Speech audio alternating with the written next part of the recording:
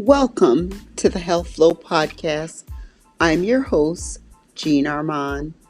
Join me weekly as I share health information that will educate and inspire you.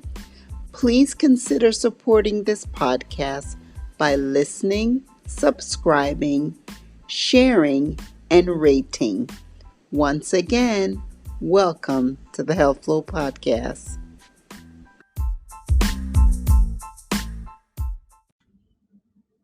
Hello, welcome to episode number 46 on the Health Flow Podcast. I'm with Ashley and Chandra. We're talking about our weight loss journey. Hey ladies, how you doing? Hi. In unison. They are just so together. So this is we just completed week number 4. We've got we're on our this 3 more weeks to go after this week, right? So, update. I finally pulled my exercise together this week, last week, I should say. So that's working. I probably lost only a half a pound, but one regret that I do have is that I did not measure inches prior to starting. I did yesterday because I knew that there were certain parts of me that I had lost inches, but that doesn't always equal to weight loss. So just that's one regret. So I'm just going to continue on my journey. Only half a pound this week, but it was okay. I'm actually having a colonoscopy done tomorrow, so by next week. So you down by 2 pounds. Not really, but yeah, I mean, this is good. Our focus for this week is to stay strong, put the eating and the exercising together, and um, it's been great. It's been amazing for me. I feel wonderful. I think I'm glowing, and my partners here are also growing with their skinny faces. Woo woo! All right, so Ashley, tell us about your week. My week, my weigh-in, I am the same. I was 206.2, and this week 206.8. So, I blame it on the alcohol. But other than that, I've been maintaining diet. I did go overboard this week with wine. So maybe that's what happened. Still doing my walking through the neighborhood and still not making 5,000 steps, but I'm moving. 10,000, but I'm moving. So, right. So other than that, I've maintained, so that's good. So still proud of myself, and each week it's a challenge. So we're just trying to get better and better each week. Absolutely. Okay, Miss Chandra, what you got to say to the people? Okay, so I am up a pound this week. And even though I continue diligently with my steps, most time I'm hitting about 8,000, some days 10,000. And of course, my meal prepping having my meals prep really helps. But I discovered the power of alcohol. And even though I celebrated a little too early, but I'm still proud because I learned a lot. I learned that, I had 2 lemon drop martinis. And even when I went out, I didn't even eat. I just had appetizers. And then the next day, I went right back to my walking. I actually walked 2 miles. I did my water. I did all my green vegetables. And even the next day. And it's just like that alcohol just, kind of threw a monkey wrench. And so I actually did some research. And it basically was saying that the liver can't detox the fat and the calories and the alcohol. So the alcohol is seen as a toxin or a poison because it detoxes it first. Because I was really perplexed by this. Like, wait a minute, So I learned a lot. I'm really excited to be on this journey because I'm learning that, hey, alcohol and your weight loss efforts, it will stall it. So I am thankful it's only a pound. So we're back on it. The faith is wavering this week, but we're recharged. We're gonna get it. I want to celebrate every day now, but I'm like, no, we're gonna get back on track. So yes, and that's what's great is that we have each other to not fall off completely. So my two guests. I have a question for them. They're not prepared, but I'm going to ask the question anyway.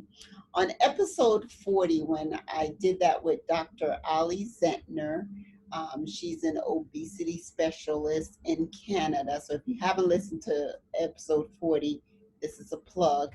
Um, I- she We talked about fat shaming, and how providers, your doctor, nurses, psychiatrists, whomever you see, sometimes they're not aware, but they're actually fat shaming people. And Chandra, I'm just going to ask you, have you ever had been fat shamed? Yes, pretty much all the time. When I go for my PCP, I don't think it's intentional. It always comes across as I mean well, but you are heavy and you need to lose weight. And I know even with my current PCP, it like she, I don't know, it's like she praises me, but not really like, okay, I lost this weight. I'm so excited about 5 pounds. And she's looking like, okay, well, keep up the good work.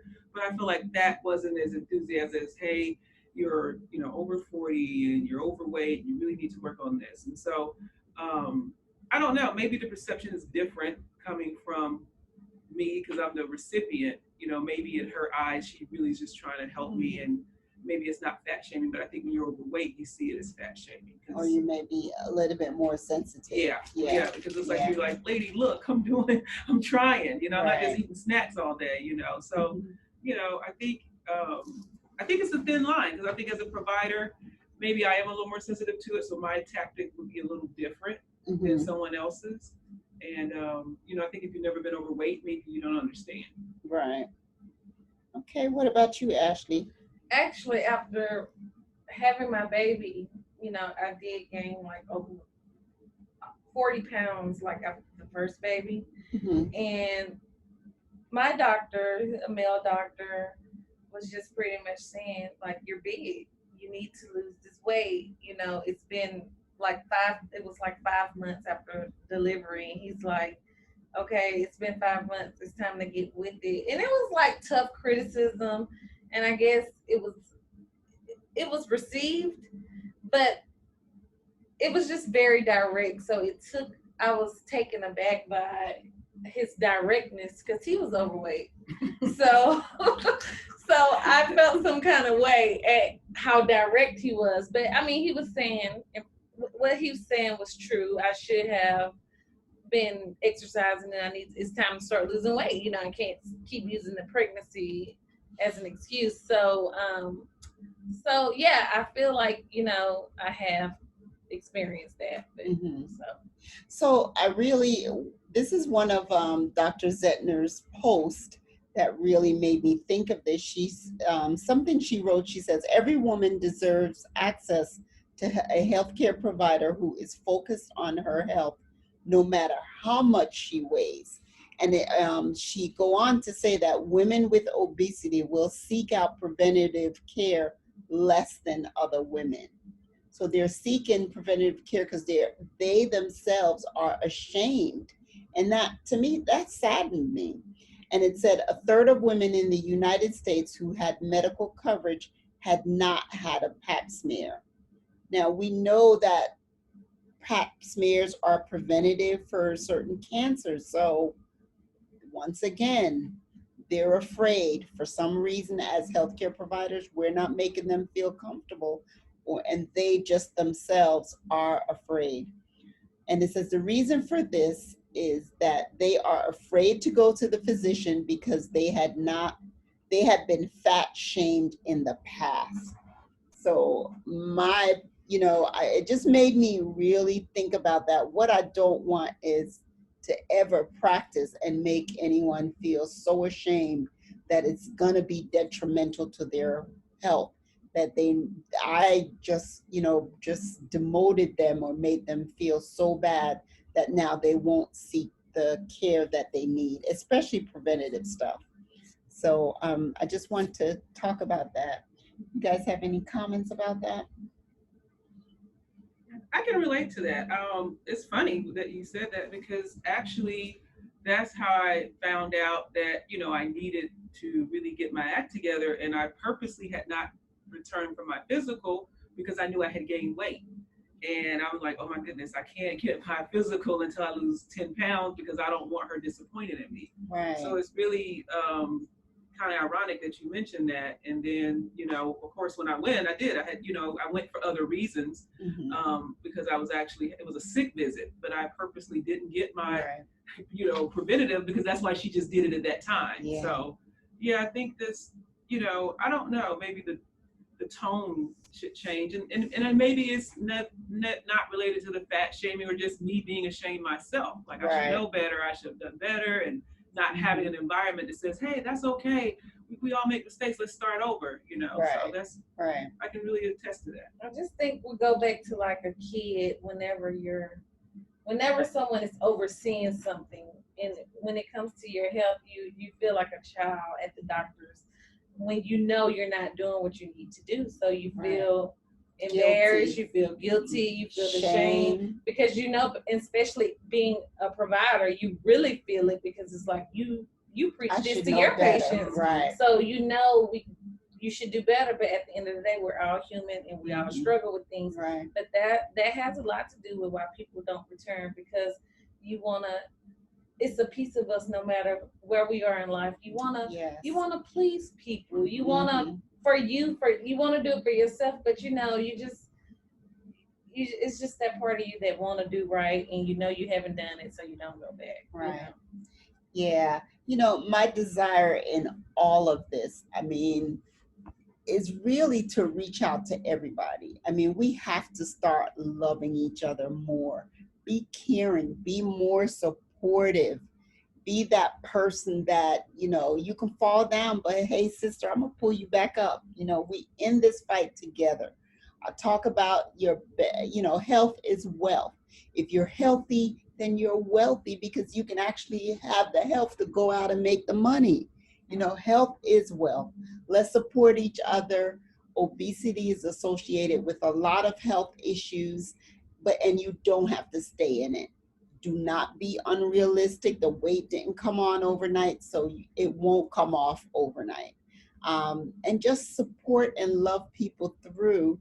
And don't be afraid to make drastic changes. Don't be afraid to dream and reach high, to be your best, to be in your best shape. Find it. Hang around with people who's going to support you through this, not just the ones that's going to eat with you so y'all can both be fat. Because sometimes misery likes company. You have to get out of your comfort zone and be with people who is going to elevate you. Right, ladies? Yes, correct. If you're the smartest one in the group, then you need to be out of that group and seeking someone else. If you're the fattest one in the group, or all of y'all just like try to see how big y'all can get, you need to move on. Find fat friend. Move. Move on. Seek out people that just make you be the best you absolutely can be. I love these women. Yeah, I really do. And we are here to encourage and, motivate you to live your best life. And you can do that. It's never too late. So thank you, ladies. Thank you. All right, that's it for this episode of the Health Flow Podcast. We'll talk to you next week. Bye. Bye.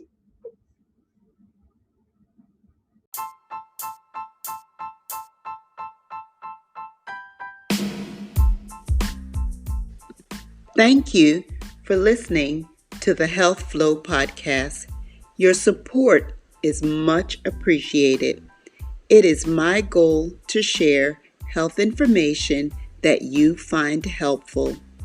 Email topics of interest to thehealthflow@gmail.com. Follow me on Instagram @thehealthflow, also on Facebook @thehealthflow. Don't forget to subscribe, rate, and share. Until next time, keep your health flowing.